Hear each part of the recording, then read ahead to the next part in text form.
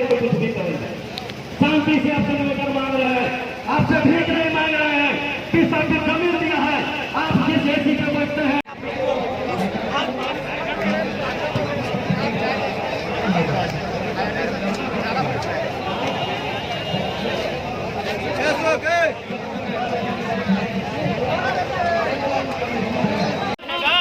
जब तक इसकी चिमनी में धुआं रहेगा तब तक विस्थापितों के परिवार में नौकरी रहेगी।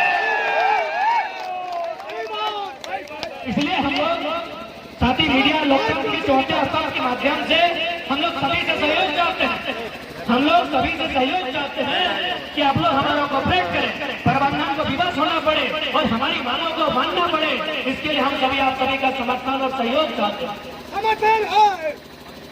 हमारी लड़ाई कभी गलत नहीं है। हमने कभी किसी के जाकर अतिक्रमण करने का काम नहीं किया है। हम अपने हक अधिकार को मांगे और आज जो लड़ाई हम लोग लड़ने आए हैं ये हमारी बिल्कुल अंतिम लड़ाई होगी, क्योंकि इसके बाद अगर हम लोग नहीं लड़ पाए तो शायद कुछ नहीं बचेगा।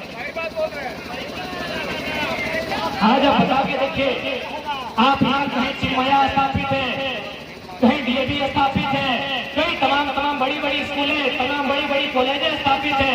भैया वो विस्थापितों की जमीन में है, तो कम से कम 50% आरक्षण होना चाहिए विस्थापितों में। अस्पताल विस्थापितों की जमीन पर है, हमारे लिए निःशुल्क हर प्रकार से हमारी व्यवस्था होनी चाहिए। लेकिन बोलेगा कौन और सुनेगा कौन, क्योंकि झारखंड के लोग आज इस प्रकार सताए जा रहे हैं।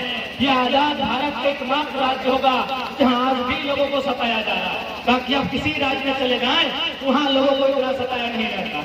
इसलिए आज ये एक ऐसा राज्य जहां के लोगों को आज भी सताया जाता है। इसलिए हमारी मांगे कुछ विशेष नहीं है। हमारी मांगे हैं कि जिनको अप्रेंटिस करवाया गया है उनकी जो उम्र सीमा है, जो पूर्व में 45 थी, उसे पूरा निर्धारित किया जाए, उसी उम्र सीमा के आधार पर नौकरी ली जाए। अरे 10 साल तो समय जाता है, 20 साल तो पढ़ते हो जाता है, 30 साल तो पढ़ते पार हो जाता है, और 2 साल की अप्रेंटिस का सब करवाया है। तो इसलिए जब कोरोना काल हुआ तो सभी राज्यों ने उम्र की सीमा पर बढ़ोतरी करने का काम किया है। लेकिन आज आपने केवल इसलिए क्योंकि चालाकी के साथ आप पीछे से सीटों को भर सके, और ये कौन नहीं जानता है, विधायक को सीट जाता है, बहुत सारे बड़े बड़े पदाधिकारियों को सीट जाता है, ये कौन नहीं जानता। इसलिए ये लोग आज अधिकार मांग रहे हैं, संवैधानिक रास्तों से मांग रहे हैं, कि धरने पर बैठे हैं, आंदोलन कर रहे हैं। ये अगर जरा सा भी इनमें अगर उग्रता होती तो अन्य प्रदेशों के तर्ज पर उग्र आंदोलन होता। इसलिए आज और साथ ही प्रबंधन इस बात को ध्यान में रखे कि अनिश्चितकालीन धरना है, जब तक वार्ता नहीं होगी, जब तक बैठकर आमने सामने और लोकतंत्र के चौथे स्तंभ मीडिया की उपस्थिति में वार्ता होगा।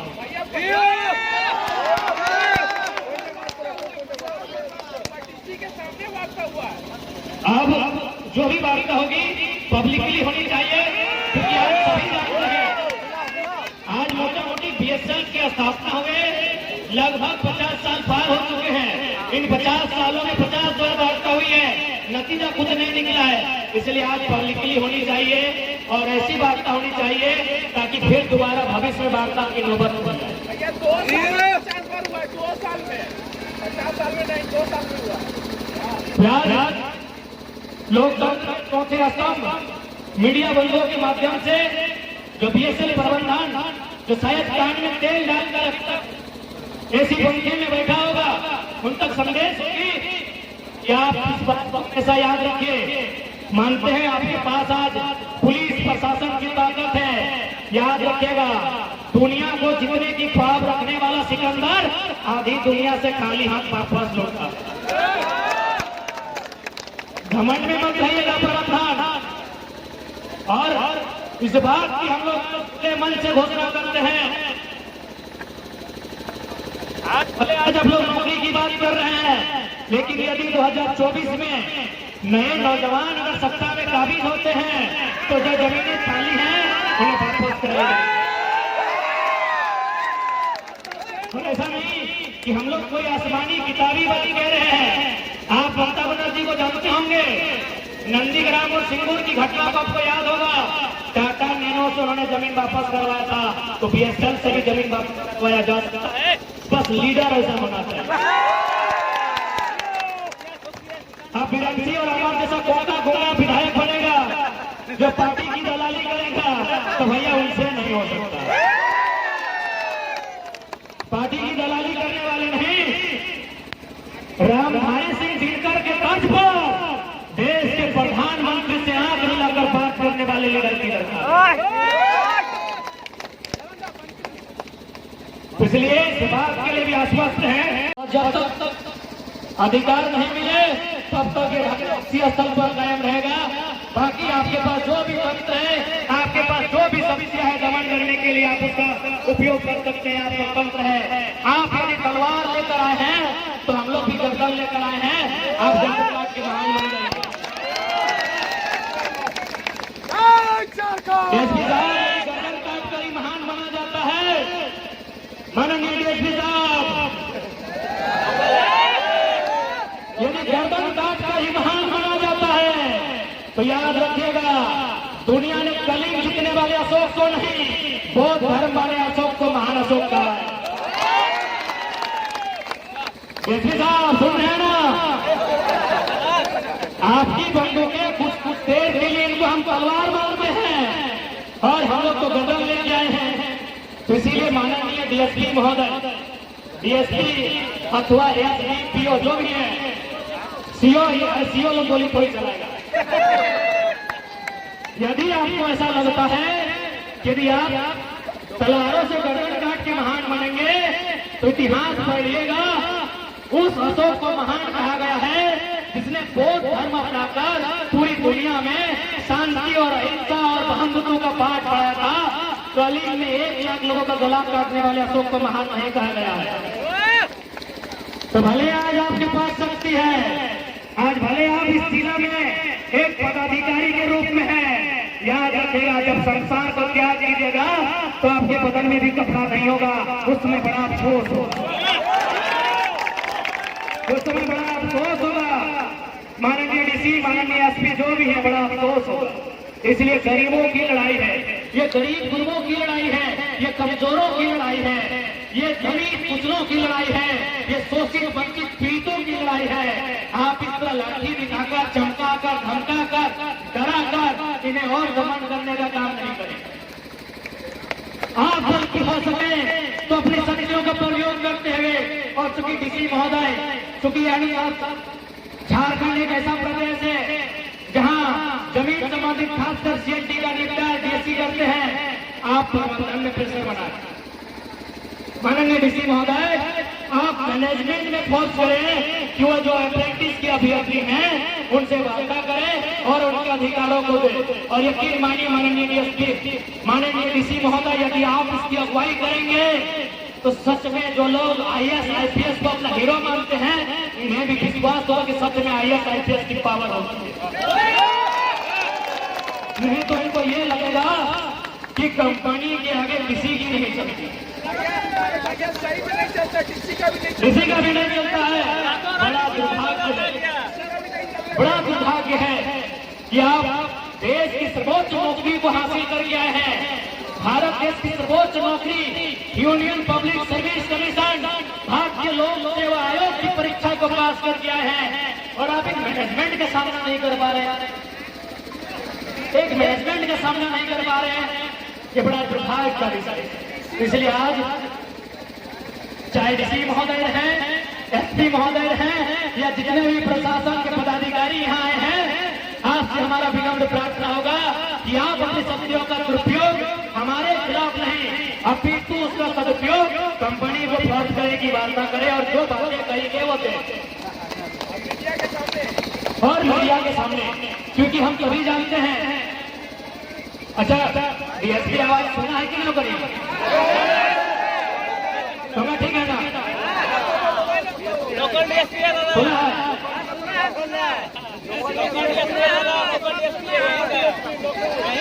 अच्छा लोकले हो ना, लोकले हो तो फंसवा पूछते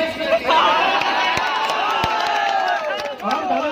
हाँ सियासत से निवेदन करेंगे क्योंकि कहावत है कि जैसा देश वैसा भेष। तो आपसे निवेदन होगा, झारखंड में जब रहते हैं नौकरी करते हैं तो थोड़ा झारखंड की बात कर रहे हैं, आप समझने की कोशिश कीजिए।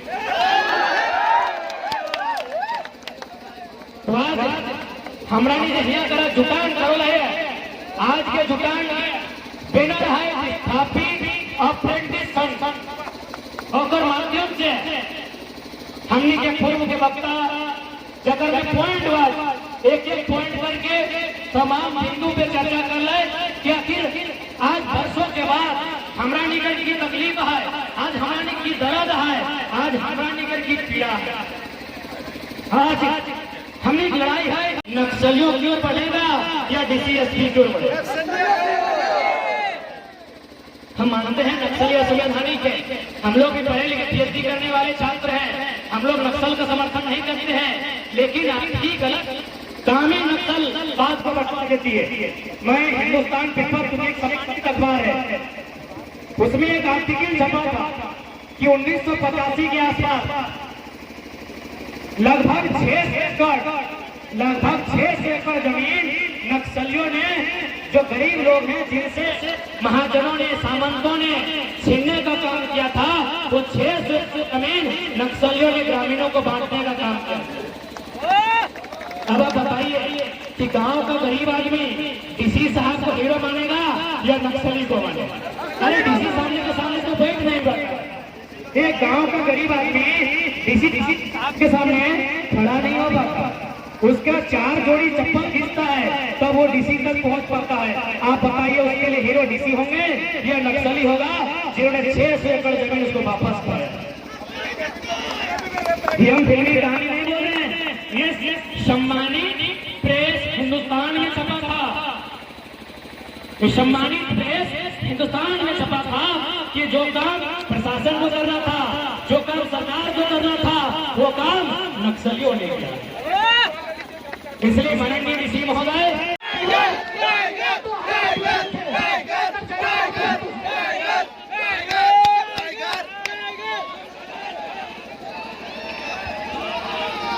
कितना सिंपल हो देखिए, कोई घमंड नहीं बेचारा, कोई नहीं गरीब घर का घर बैठे थे माथा चुरा के लिए गाड़ी में थे ना तो सांसद में मैंने हम देखा लिए भाई टाइगर माता जिंदाबाद जिंदाबाद टाइगर जरा माता जिंदाबाद टाइगर जरा माता जिंदाबाद।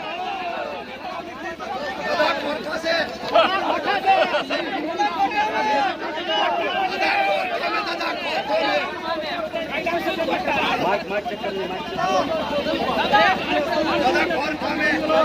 दादा माइक चेक कीजिए, माइक को दादा माइक चेक कीजिए, दादा माइक चेक करो,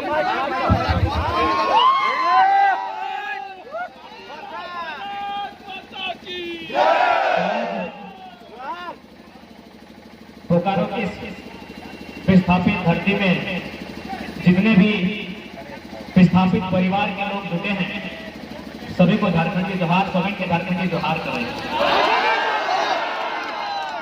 कि झारखंड की गलियों से एक आवाज आया है, झारखंड की गलियों से एक आवाज आया है, उठो नौजवानों फिर से इंकलाब आया।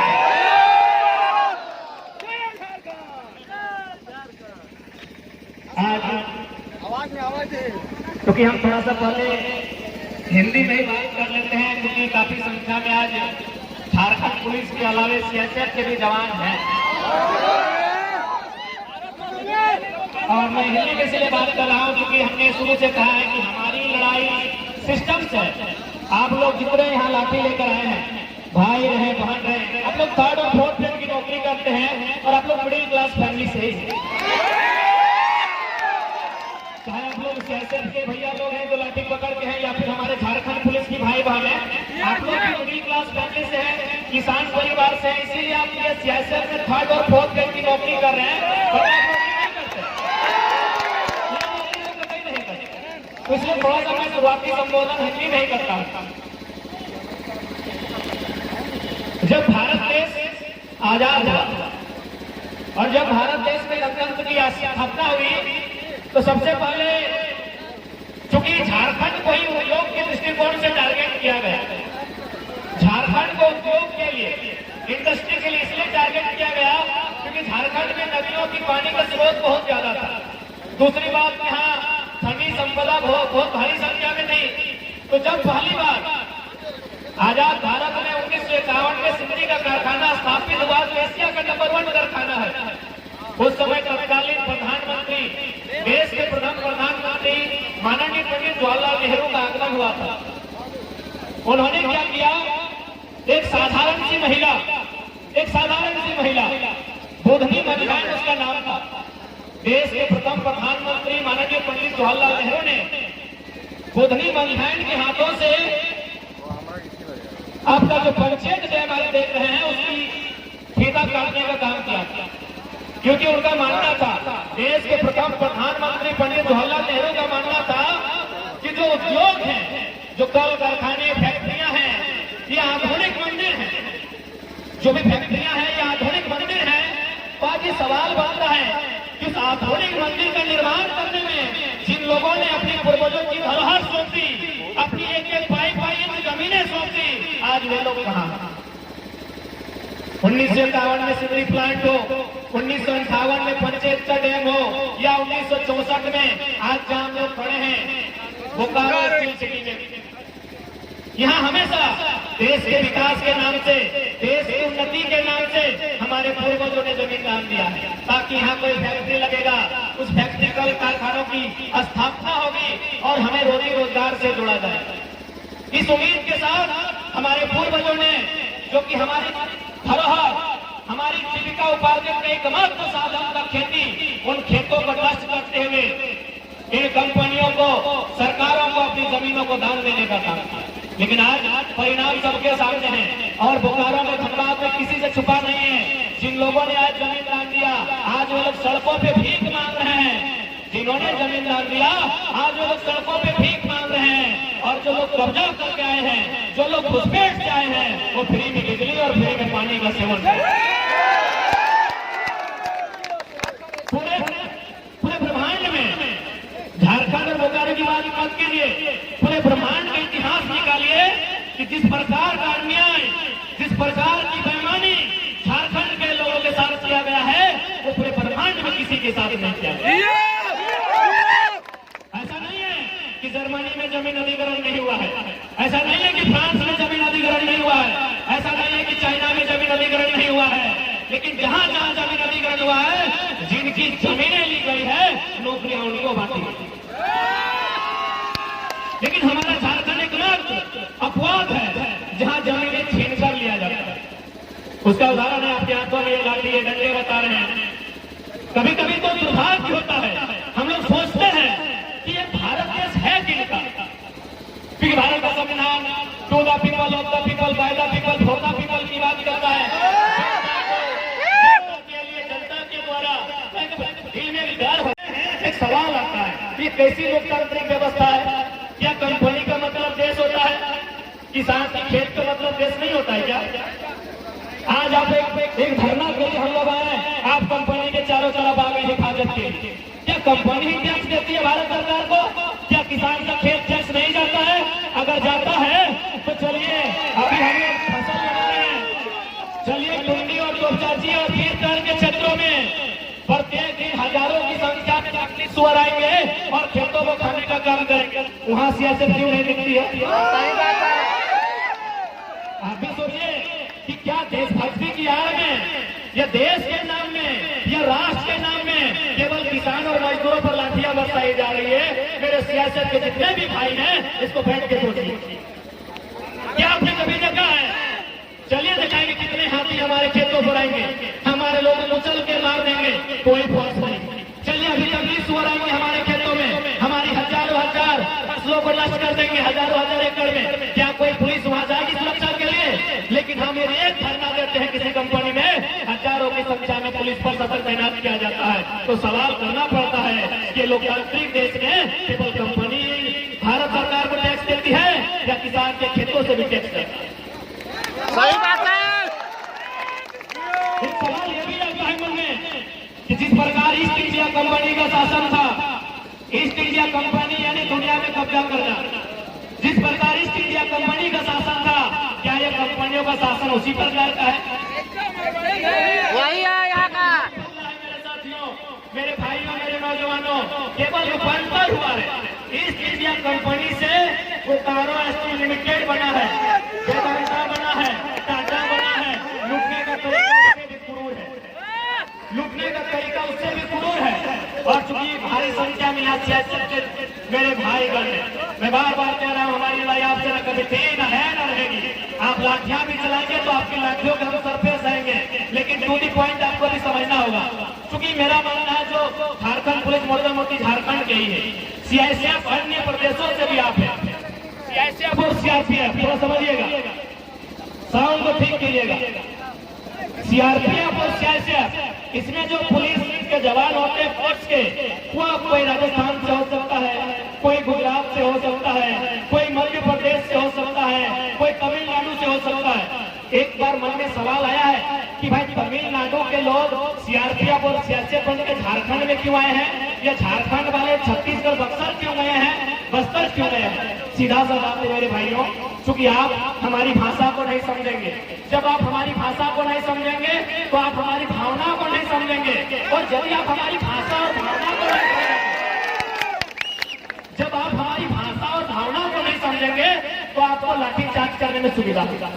इसका कोई दूसरा लॉजिक नहीं है। आप पढ़े लिखे हैं, बेशक आप सरकार की नौकरी करते हैं, लेकिन दिमाग आपका बैठ के सोचिए कि भाई झारखंड का आदमी छत्तीसगढ़ में क्यों सीआरपीएफ बन के गया है? क्योंकि छत्तीसगढ़ के पहाड़ों में सोना है, कहीं खनिज है, और उस पर नजर किसकी है? वेदांता की है, बिरला की है, टाटा की है, मोदी के लाडले बेटा अडानी की है। अब वहां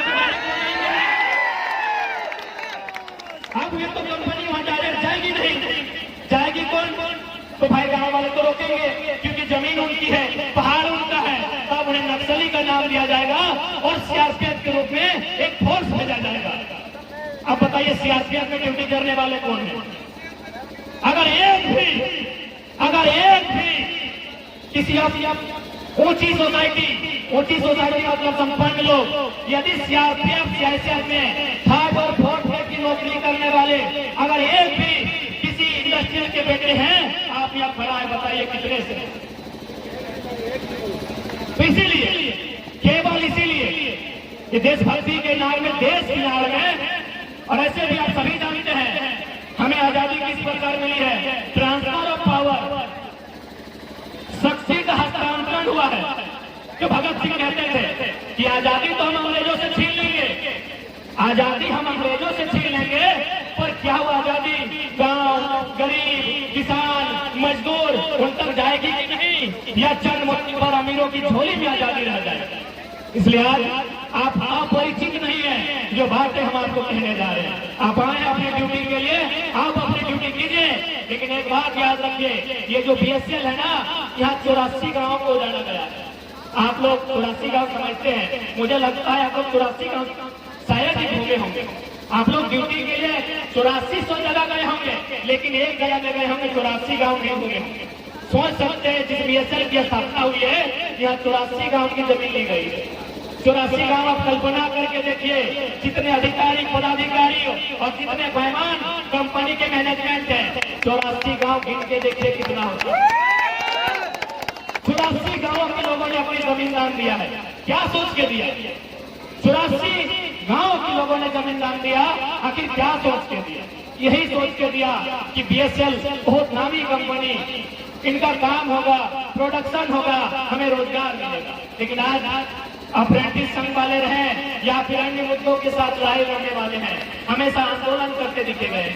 आज यहाँ की डेमोग्राफी बदली जा रही है, और यदि डेमोग्राफी बदली जा रही है तो उस डेमोग्राफी में अतिक्रमण करके यहाँ की भाषा और संस्कृति को बदला जा रहा है। इसलिए आज मैं तमाम नौजवानों से, विस्थापितों से, सभी से अपील करना चाहूंगा कि आज हमारी ये लड़ाई है, ये निर्णायक लड़ाई है। और आज भले आप नौकरियां कर रहे हैं, 30,000, 40,000, 50,000 की आपकी तनख्वाह है, और ये लोग नौकरी करना चाहते हैं, लेकिन हमें आज भी लगता है इनकी मांग आज भी नौकरी के रूप में बहुत कम है। मैं थोड़ा सा कड़वी लाइन कह रहा हूं, ये नौकरी मांग रहे, कुछ नहीं मांग रहे। आज अप्रेंटिस संघ वाले यदि नौकरी मांग रहे हैं तो कुछ नहीं मांग रहे हैं। अरे ये तो बेवकूफ है, इन्हें अपने पूर्वजों की जमीन मांगनी चाहिए। ये तो सिर्फ अपने लिए मांग रहे हैं। बताइए ना, नौकरी क्या यही लोग करेंगे ना? अभी 40 साल हो चुका है, साथ में रिटायरमेंट। ये 20 साल के लिए मांग रहे हैं। ये बेवकूफ लोग हैं, इन्हें अपने पूर्वजों की जमीन मांगनी चाहिए थी जिनमें बीएसएफ। और आपकी जानकारी के लिए बता दें, आज से सालों पहले जब हम पढ़ते थे तो दुनिया का सबसे धनी आदमी कौन था? आज से कई साल पहले था दुनिया का number 1 richest person of the world Bill Gates. अभी हम लोग लेटेस्ट नहीं देखे, आप लोग भी भैया लोग सुने होंगे, दुनिया का सबसे धनी आदमी बिल गेट्स था। क्या आज वो धनी है? नहीं है। तो क्या उसकी संपत्ति कहां गई? दुनिया का सबसे धनी आदमी बिल गेट्स था, आज नहीं है। उसकी संपत्ति कहां गई? आपकी जानकारी के लिए बता दें, बिल गेट्स ने माइक्रोसॉफ्ट का हिस्सा बेचकर 3 लाख एकड़ जमीन खरीदा। 3 लाख एकड़। 3 लाख एकड़ को आप 247 से डिवाइड कीजिए, वर्ग किलोमीटर मिल जाएगा। मुझे लगता है 1-1.5 जिला के बराबर जमीन खरीदा। ये लोग नौकरी मांग रहे हैं, बेवकूफ है। बेवकूफ है हम लोग की नौकरी मांग रहे हैं। हम लोग बहुत छोटा सोचते हैं, इसीलिए तो यहाँ बाहर के लोग शासन किए हैं। जमीन हमारी और शासन करने वाले यूपी बिहार महाराष्ट्र। इस बात को हम लोग स्वीकारते हैं। हम लोग 20 साल के लिए नौकरी मांग रहे हैं। दुनिया का नंबर 1 आदमी बिल गेट्स जमीन खरीद रहा है और हम 20 साल की नौकरी मांग रहे हैं। जी नहीं, हमारी लड़ाई होगी जमीन वापसी। फिलहाल मैं प्रबंधन से कहना चाहूंगा कि जितनी भी आपने वादे किए हैं, चाहे अप्रेंटिस हो, विस्थापित हो, जो 1500 अप्रेंटिस करवाया गया है, उन्हें जितना संभव हो सके, जितना जल्दी संभव हो सके, उन्हें नियुक्ति सुनिश्चित करने का काम करें। नहीं तो फिर हम लोग कहता फावड़ा कुदार लेकर। अरे भाई, घुसपैठिया लोग कब्जा कर दिया है, तो हम लोग, हमारी जमीन है, ये जमीन हमारी है। जब इनका यहाँ एक बिट्टा जमीन नहीं गया है, अरे उतना दूसरा का नाम कहे गिनाएंगे? बिरंची का क्या बिट्टा जमीन गया? यहाँ जानकार लोग आए हुए हैं। बोकारो के विधायक माननीय बिरंची, असली बिरंची का क्या बिट्टा जमीन? कितना जमीन गया है माननीय विधायक का? सुने 600 करोड़ का अस्पताल बनाया है। कई बिट्टा जमीन गया है बेंची नारायण महोदय का? 1 फुट जमीन नहीं गया है कि 600 करोड़ का अस्पताल बनाया है।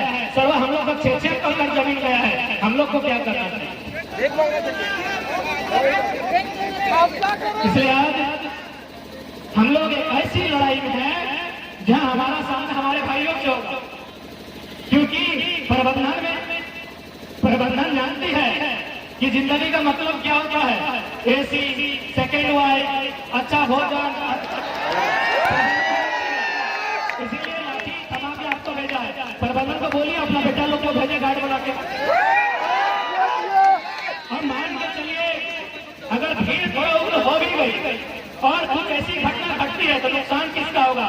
अरे आप पता कीजिए, रिश्ते में यहाँ में से कोई ना कोई आपका मौसाक बेटा, मामाक बेटा, फुफाक बेटा लगता है। ये कैपिटलिज्म पूंजीवाद की सबसे गहरी साजिश है। जो कैपिटलिज्म है, पूंजीवाद है ना, पैसे वालों की सबसे गहरी साजिश है। इतनी बड़ी गहरी साजिश है कि एक तरफ भाई और दूसरे तरफ सीएसएफ और पुलिस वाले भी भाई। इतनी गहरी साजिश है कि आपकी लाठी हमारा सर। आप भी अगर नहीं समझते हैं तो दुर्भाग्य है। अच्छा, पुलिस वाले भैया, या तो आपको जानकारी होगी कि आपको ये वर्दी पहनने का कब का है? 1861 का है। इंडियन पुलिस है। डीएसपी साहब नहीं आए क्या? डीएसपी साहब, ये जो वर्दी आप पहने हैं खादी रंग की, खाकी रंग की, ये 1861 इंडियन पुलिस के ताकत को दिया गया है। क्यों दिया गया है पता है? क्योंकि भारत में उस समय ईस्ट इंडिया कंपनी का शासन था। ईस्ट इंडिया कंपनी बने अंग्रेज, यानी अंग्रेजों को इस बात का डर था कि यदि इस समय भारत के लोग विरोध करेंगे, बगावत करेंगे, आंदोलन करेंगे तो हमारी तो संख्या नहीं है इनसे लड़ने की। क्योंकि भारत की जनसंख्या उस समय 30 करोड़ थी जब अंग्रेज यहाँ थे, और अंग्रेजों की संख्या मात्र 1.5 लाख से 3 लाख। सोच के देखिए, 3 लाख अंग्रेज और 30 करोड़ इंडिया कैसे गुलाम बनाया। यह इंडियन पुलिस है जिसकी आप दुहाई देते हैं माननीय के साथ। इंडियन पुलिस एक्ट के तहत कानून बनाया गया और उन्होंने तय किया कि इसके तहत उनको नौकरी दी जाएगी जो इंडियन होंगे। उन्हें आईसीएस की नौकरी नहीं दी जाएगी। आईसीएस मतलब इंडियन सिविल सर्विस। जिस प्रकार अभी आईएएस और आईपीएस है, उस प्रकार जो नेताजी सुभाष चंद्र बोस सिद्धांत को पास किए थे आईसीएस इंडियन सिविल सर्विस, उसमें भारतीयों को मौका नहीं दिया जाएगा। भारतीयों को मौका दिया जाएगा इंडियन पुलिस सर्विस 1861 कानून के तहत। इनके हाथों में लाठी दी जाएगी और इस लाठी को पटकने बोलेंगे इसी के भाई के साथ। और दुर्भाग्य देखिए, अंग्रेजों की चालाकी देखिए, वो लाठी आज भी आपके हाथों में है और आज भी पटक रहे अपने भाइयों के सर पे। पटकिए, जोर जोर से पटक।